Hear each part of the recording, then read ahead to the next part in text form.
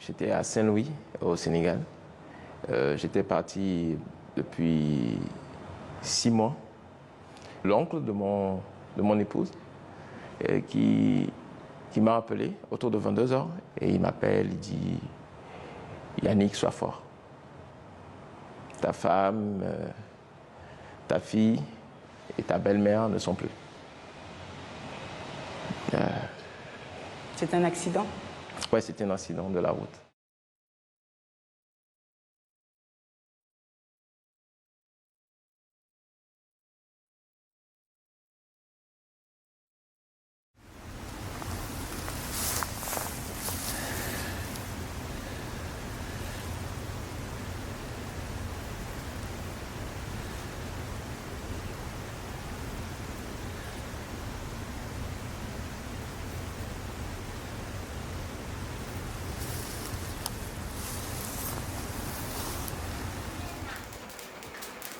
J'ai été élevé par ma grand-mère maternelle et qui m'a inculqué les valeurs catholiques à la base. Et j'ai grandi dans cet environnement avec des cousins, des tantes et oncles. Et on n'était pas moins d'une vingtaine de personnes dans la concession puisque ma grand-mère recevait aussi des personnes qui ne faisaient pas partie de sa famille directe. Le fait d'avoir vécu dans une maison où on était plusieurs ne m'a pas permis vraiment d'être entouré. J'étais bien entouré. J'étais très bien entouré. Mais à l'intérieur, c'était un peu le vide. Et oui, l'absence du père m'a fortement handicapé.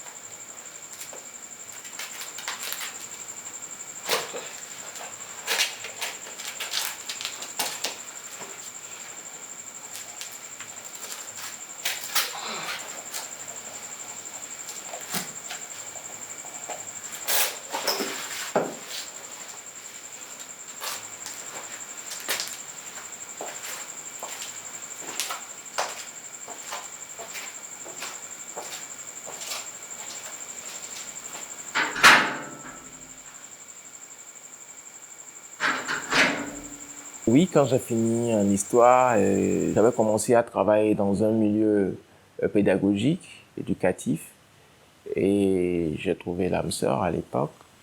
Très vite, on s'est mariés. On a eu 2 enfants. Elle était férue de l'anglais et elle voulait faire une carrière en anglais, être enseignante à l'université en anglais. Elle préparait même son mémoire de master en littérature américaine. Quand j'ai eu la bourse pour aller au Sénégal en 2016 pour faire mes études en cinéma, je refusais de partir puisque ma femme à l'époque était enceinte de notre 2e enfant et je ne pouvais pas partir et la laisser. Elle était presque à terme et je lui ai dit que je ne peux pas la laisser dans ces conditions avec 2 enfants à charge et on n'aurait pas forcément les revenus pour entretenir la maison et la famille. Alors que moi, je redevenais un étudiant et la bourse que je recevais ne pouvait pas suffire, non seulement pour moi à l'étranger et aussi pour eux à la maison. C'était très difficile. Ce choix était très difficile pour moi à faire.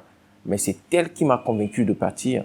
Elle m'a dit de partir. Elle m'a réveillé un matin. Elle m'a dit, Yannick, tu dois partir. Et parce que ce que tu vas aller chercher là-bas, c'est pour nous. Moi, je peux gérer. Je vais faire de mon mieux pour gérer. Et après, je sais que l'Éternel permettra que nous te rejoignions là-bas et là où nous serons. Mais je sais que c'est une porte qu'il faut saisir. Et je suis parti.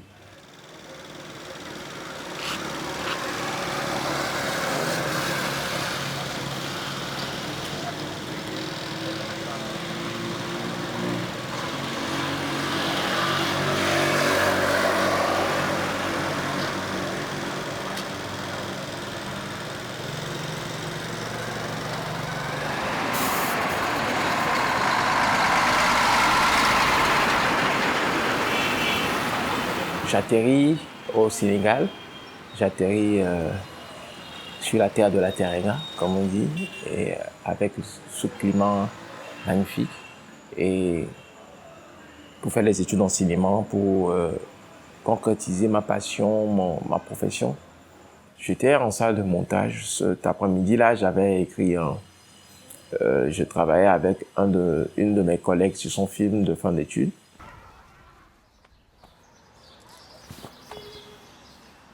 Et nous n'y tria. Et nous n'y hein? Mounino. Akabaraka. Oh.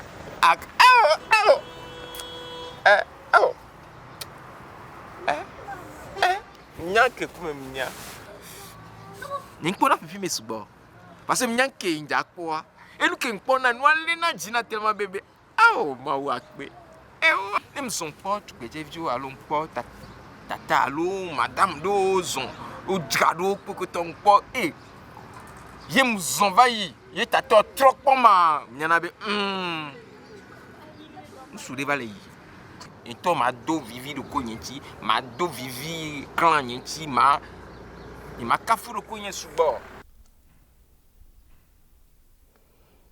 On a bien enregistré. Après, j'étais retourné dans la salle de montage et tout le monde était parti. J'étais le seul dans la salle. Il y avait un autre de mes frères sénégalais qui devait revenir me chercher pour qu'on retourne en résidence.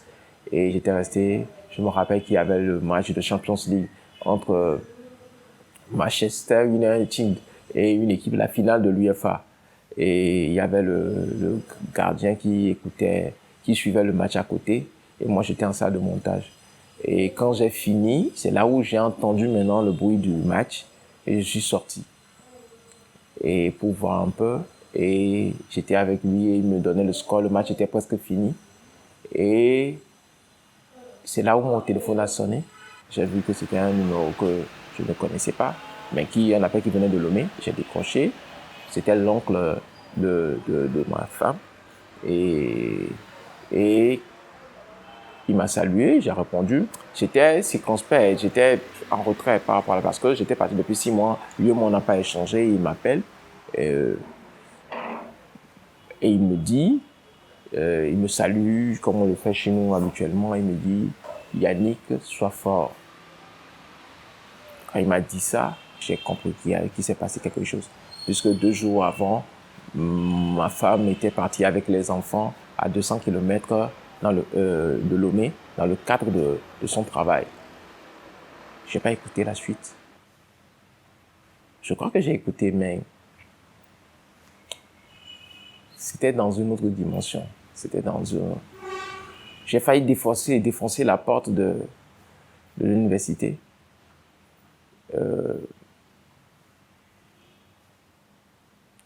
Le vieux gardien pensait que c'était la fin du match, c'est pour cela que je criais. Or, c'était pas ça. On m'avait annoncé que la voiture de mon épouse avait fait un accident. Il y avait le chauffeur, le propriétaire de la voiture, ma femme, sa mère qui suivait les enfants. Donc nos 2 enfants, ma fille aînée et mon garçon.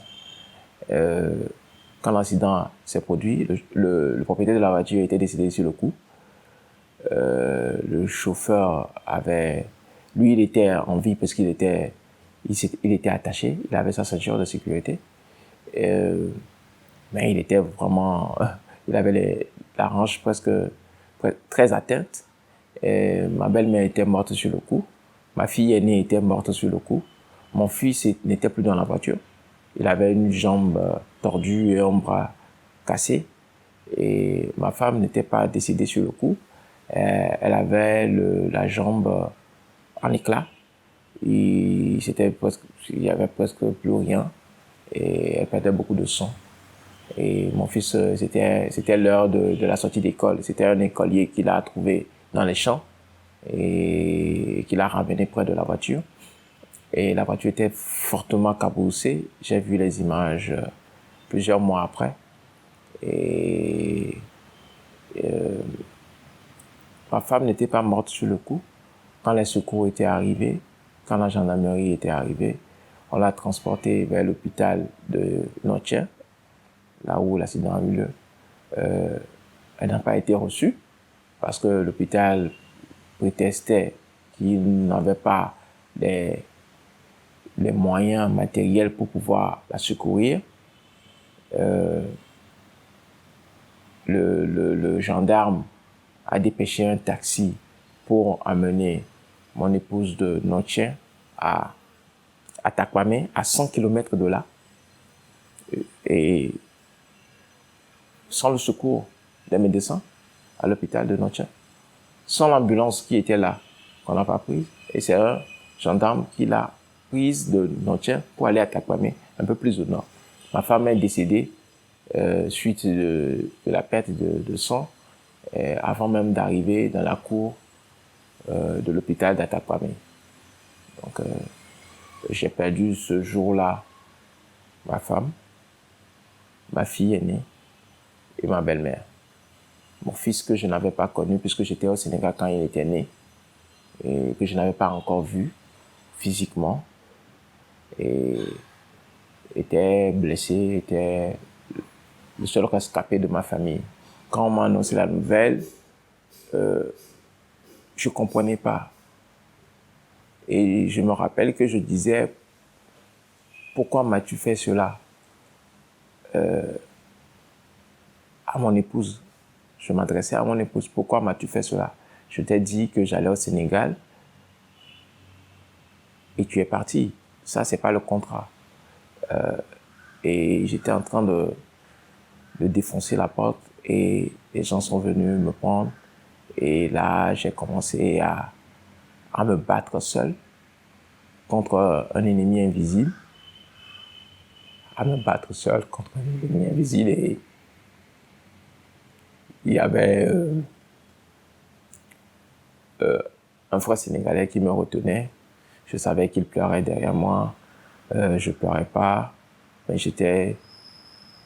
Je sais pas. Je me battais quand même contre un ennemi invisible que je voyais pas, mais je me battais. Ça a duré plusieurs minutes. Et après, j'étais fatigué, j'avais arrêté. Et là, j'ai commencé à rire tout seul, à rire bêtement, à rire tout seul, à rire. Et on avait fait venir notre pasteur qui nous suivait. Il y a un de mes frères camerounais, frères, qui a appelé notre pasteur, qui est arrivé. Ils ont appelé aussi nos professeurs.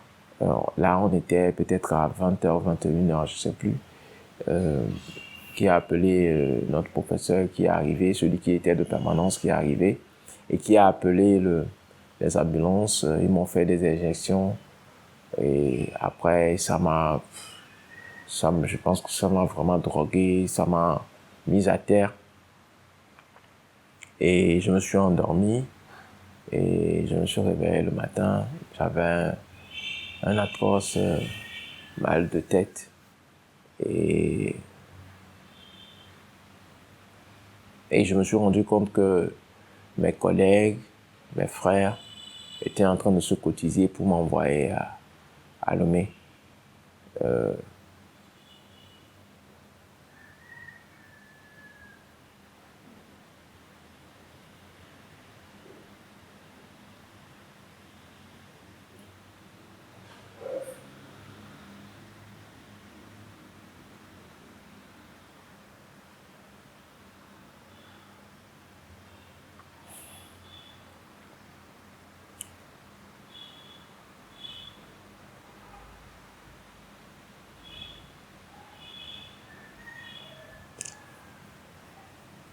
Ouais, bon.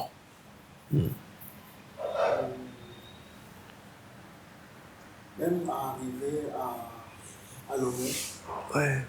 tu n'as pas pu assister aux Quand dès que j'arrive à Lomé, mon seul objectif était de rencontrer mon fils, le survivant. Et de l'accident, on l'avait amené dans une clinique et à peine je rentre dans sa chambre, la chambre d'hôpital, il savait que c'était moi. Il y avait une de mes tantes qui était devant moi Et donc, il ne pouvait pas me voir. Mais il a senti ma présence. Il a détourné la tête pour voir qui était derrière ma tante. Quand il m'a vu,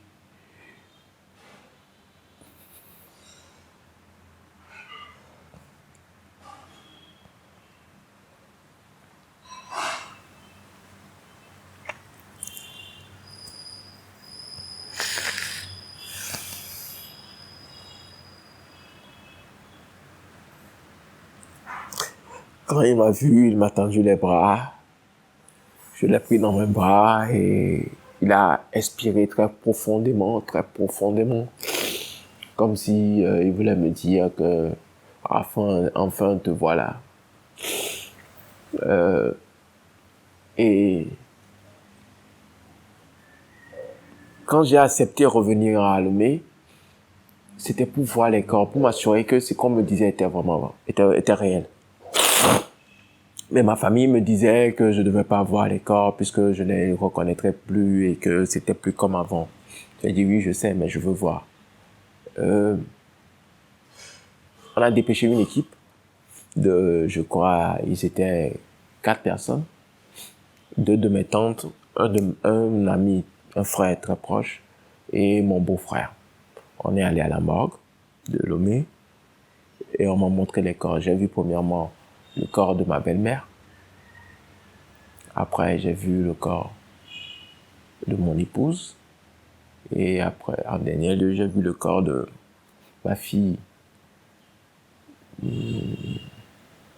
Ce que j'ai vu ce jour-là m'a appris une chose, que c'est le souffle de Dieu qui nous anime. Parce que ce que j'ai vu, c'est un corps, mais j'ai pas vu de vie. J'ai compris ça.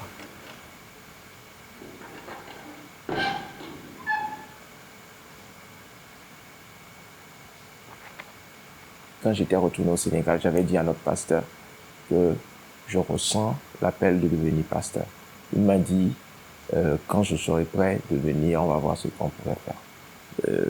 C'est ce qui est sorti de ce que j'ai vu quand j'ai vu le corps à la mort. Tu as fait preuve d'un courage que moi je dirais que je ne pourrais expliquer. Tu es retourné au Sénégal pour finir ce master parce que tu avais promis à ta femme, tu avais promis de revenir avec ce diplôme. Est-ce que c'était pour toi comme un devoir accompli?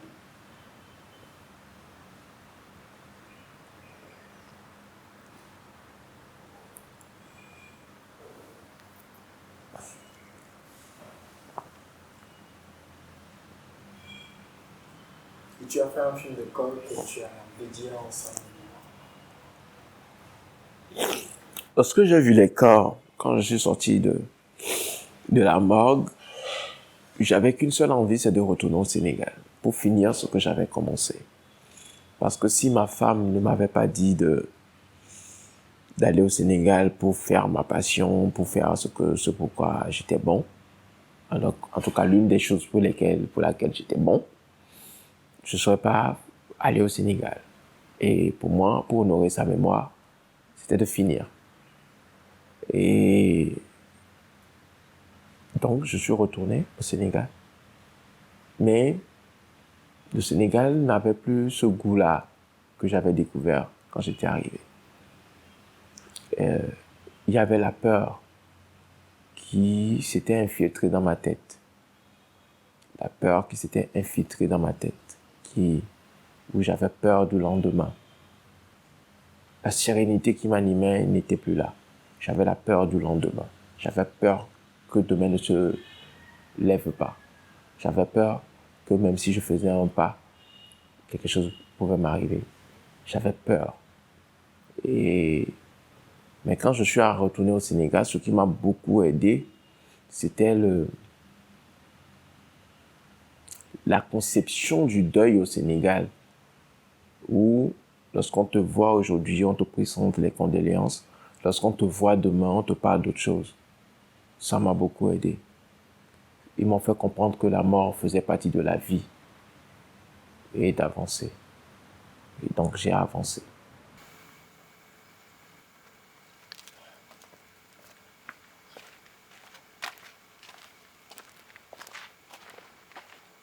J'avais même eu des opportunités pour rester au Sénégal. Mais je ne pouvais pas, puisque je pensais à mon fils. Il était hors de question de rester encore au Sénégal. J'étais rentré à la maison.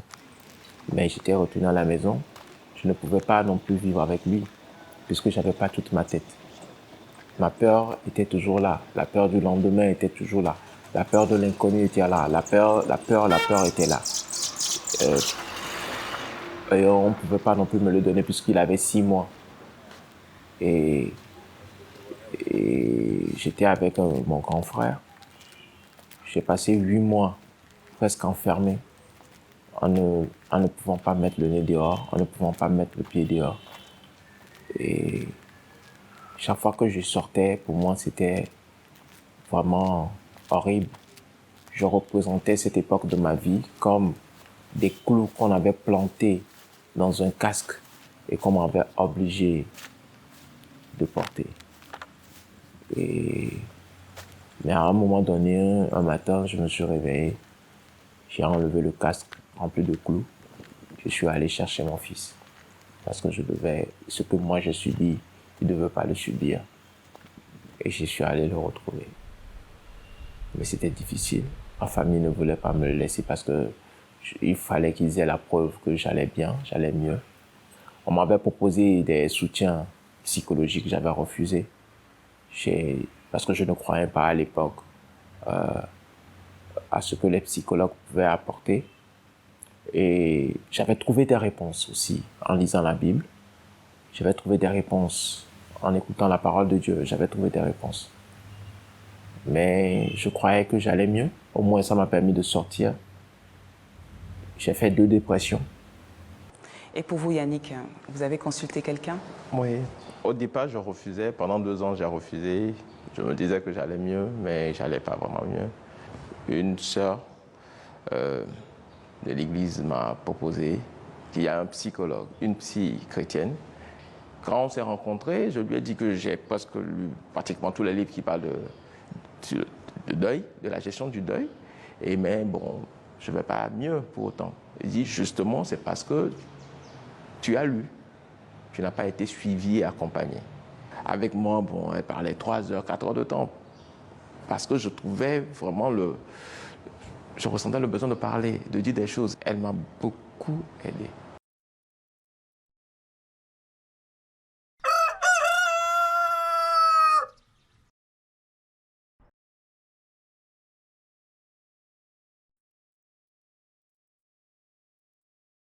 Par l'avènement du coronavirus qui a imposé le confinement, donc mon fils était avec moi. On était 2. Et pour moi, c'est une expérience inouïe. Moi qui réclamais l'amour d'un père et même l'amour d'une mère, je devais devenir un père et une mère pour mon fils pendant un confinement où on ne pouvait pas sortir. Je connaissais mes devoirs. Ça, on me l'a appris. Donc, je faisais mes devoirs. Je donnais tout ce que je savais qu'on pouvait donner à un enfant, mais il demandait encore plus. Ça, je ne comprenais pas. Il demanderait autre chose. Je m'occupais de lui, je le soignais, je le nourrissais. Pour moi, c'était bon, puisque c'est ce que j'ai reçu. Mais pour lui, ce n'était pas assez. Il voulait tout le temps être avec moi. Quand je travaillais, il voulait tout le temps être sur mes genoux. Quand je cuisinais, il voulait tout le temps être dans mon dos. Quand j'avais envie de me reposer, mais il voulait être couché sur moi. Moi, je ne connaissais pas ça. Je ne savais pas ce que c'était. Mais je le repoussais. Il pleurait pas, mais il revenait. Il est têtu. Je ne sais même pas de qui il tient ça. Peut-être. Il revenait. Et il revenait. Mais il revenait tout le temps. Mais je lui dis, mais je te donne. Et à un moment donné, c'est là où j'ai découvert une chaîne de télé chrétienne sur le câble qui conseillait par rapport à l'éducation qu'on devait donner aux enfants. Non, Bonjour et bienvenue sur le plateau de Bonjour chez vous. Aujourd'hui, notre thème du jour est l'éducation des enfants, le rôle que Dieu a confié à chaque parent. Oui, chaque parent. Bonjour à tous et bienvenue. Ok. Mais, et là, j'étais obligé de lui ouvrir mes bras. Et c'est en ce moment précis que j'ai compris qu'il y avait une différence. Que tout ce que j'appelais amour à l'époque n'était pas amour. C'est ce que j'expliquais par « je t'aime parce que ». Et j'ai compris que j'aime mon fils. Pas parce que. Je l'aime tout simplement. Je lui ai ouvert les bras. Quand j'étais en cuisine, il était dans mon dos. Quand il voulait... Oui, on s'amusait, on jouait au foot. Et à la maison, on se coursait. Voilà. En quelques mois, ce que je n'ai pas reçu, ce que je n'ai pas connu, je l'ai connu au travers de mon fils. Je ne sais pas comment l'expliquer. Et je l'ai écrit même, je lui disais qu'il m'a fait découvrir l'amour. Par lui, par cet amour-là, filial, mon amour paternel était arrivé. C'était comme une guérison. C'était une guérison, pas comme. C'était une guérison. C'était pas comme une guérison, c'était une guérison. Mon cœur était guéri. Non seulement du traumatisme de l'accident, mais aussi de la mort, du décès de mon père, mais aussi de l'absence de ma mère. J'étais guéri. Par lui, par cet amour qui n'était pas parce que, est arrivé l'amour d'une femme et l'amour de Dieu. C'est celle-là qui m'a conduit dans les bras du Père, qui m'a redonné Christ. Le mariage a eu lieu, il y a eu la dot au début, après. Le mariage civil et religieux ont suivi et on est restés ensemble, on est ensemble.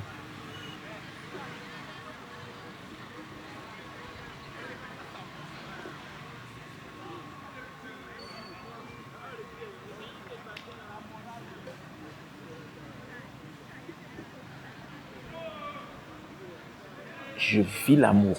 Je vis l'amour de mes enfants. Je veux l'amour marital. Je vis l'amour divin. Je vis ça. Je sais ce que c'est que de ne pas vivre ça. Parce que je n'ai pas vécu ça. Je sais ce que ça saute en moi. Le cœur de pierre a explosé pour laisser place au cœur de chair.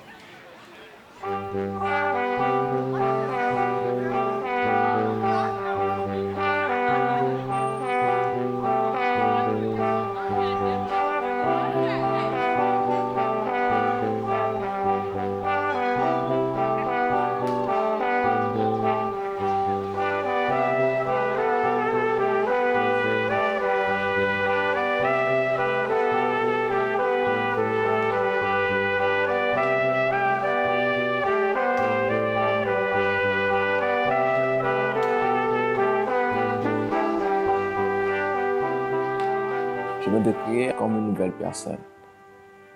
Une personne qui ne pleure plus la nuit. Une personne qui ne pleure plus la nuit. Une personne qui ne pleure plus. Tout simplement. Une personne qui a la joie. Ça n'a rien à voir avec mon épouse et mes enfants. Ça a à voir avec moi-même. Cette sensation où tu es comblé, où tu es... Il y a ce que ma femme m'apporte, il y a ce que mes enfants m'apportent, mais il y a ce que Christ, l'Esprit Saint, Dieu, m'apporte au-delà de ce que eux m'apportent. Et cette paix. Quand Christ dit, je vous donnerai la paix, je vous laisse ma paix, je ne vous donne pas ma paix comme la paix que le monde donne. Cette paix-là. Mon nom est Ntifafa. Mon nom est Ntifafa. Ça veut dire la paix. Mais pendant plus de 30 ans, je n'ai pas ressenti la paix que Christ donne. là, je commence à expérimenter la paix que Christ donne. Waouh! Waouh! Mes larmes sont arrêtées. Mes détresses sont arrêtées. Je suis dans la joie. Je suis en paix avec moi-même. Je suis en paix avec moi-même, avec Christ.